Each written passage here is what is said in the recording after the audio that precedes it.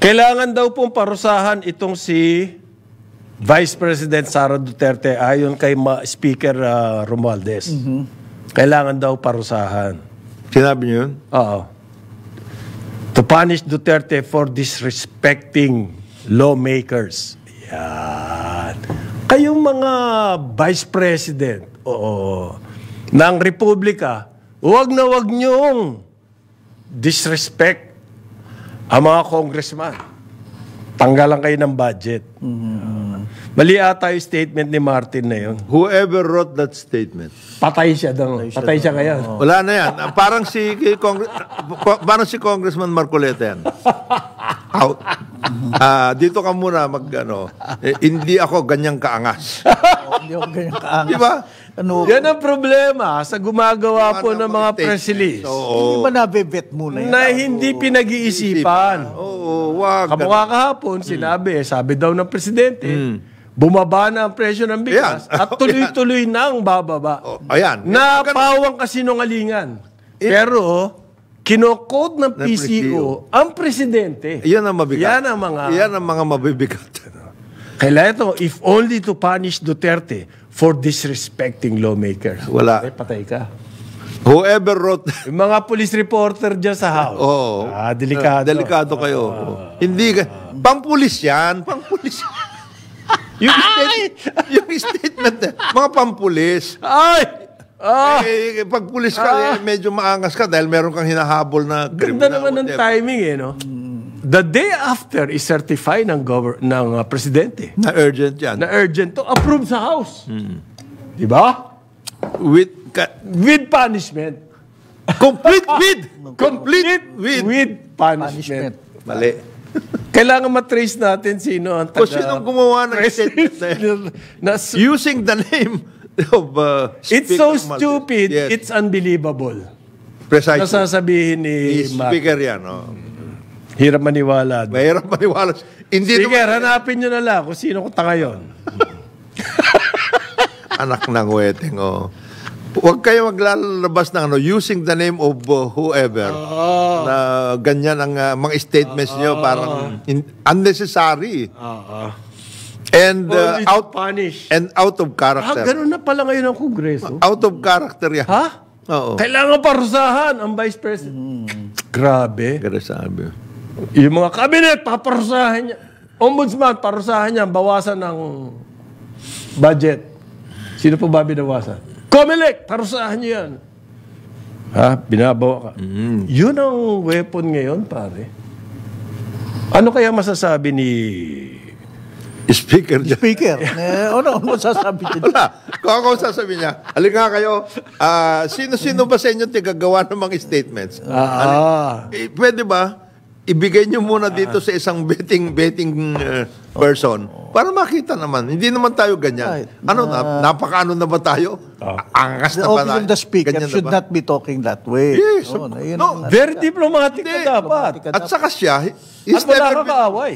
He's never been known to be like that. No, hindi. Even in person. Hindi po maangas siya.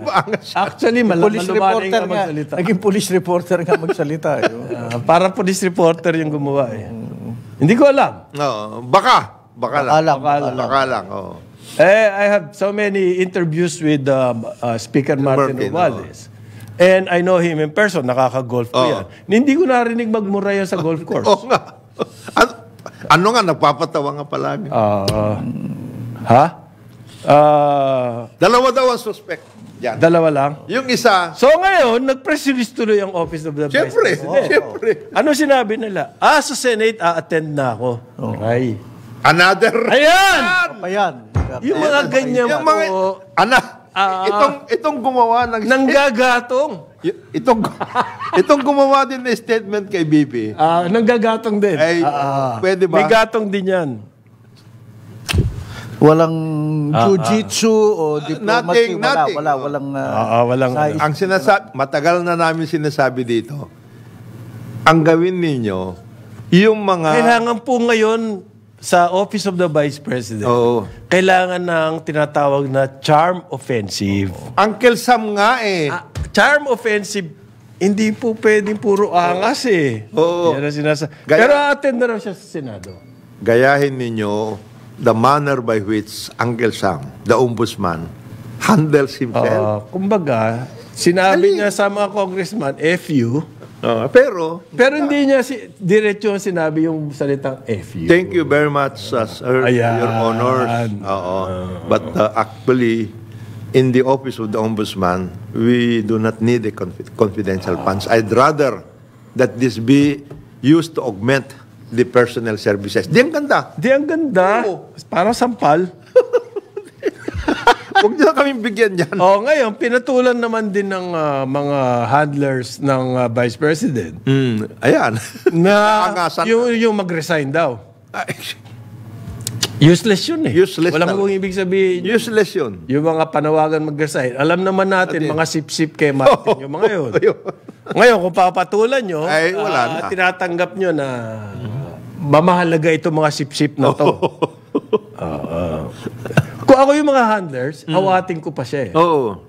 Kesa sa gatungan. Ako din yun sa house. Ganun din. Awatin ko rin. Tigil na natin yan. Asama ng dating sa publiko. Asama ng optics. Ayan ang sa optics. Para tayo Cayetano at Subiri niya. Ganito ba mga politiko natin? Ganito ba mga leaders natin?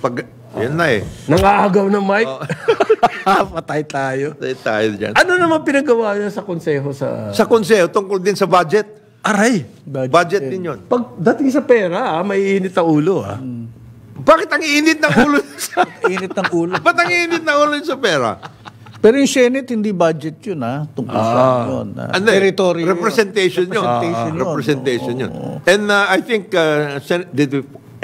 former Senate President Subiri was acting in behalf of Nancy. Senator Binay. Nagpa-press conference daw si Martin. At ang sinabi niya, the House will come up with the resolution. Kasi kinukulit siya ng mga reporter tungkol doon sa budget ng Vice President. The House will come up with a resolution. Tapos! Ayun na! Doon sa press release, hindi punishment. Patay tayo. Paano kaya yun? Paano kaya yung masusunod? Pag gano'n na sinabi ni Speaker, that's it. Gatungan na. That's it. Wag na. We'll come out with the resolution. Di tapos na yan.